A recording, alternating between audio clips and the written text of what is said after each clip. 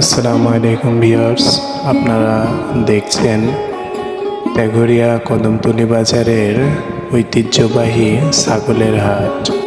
প্রতি বছরের ন্যায় এই বছরও পবিত্র ঈদুল আজহা উপলক্ষে তেঘরিয়া কদমতলী বাজারে ছাগলের হাটের আয়োজন করা হয়।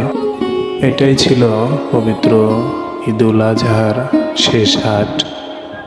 তো এই হাটে খুব একটা বেশি ছাগল উঠে নাই। তো আমাদের একটা ছাগল ছিল, এই দেখেন এই ছাগলটা আমরা বিক্রির জন্য নিয়ে গেছিলাম এই হাটে। তো যাই হোক, অনেক মানুষ হয়েছিল,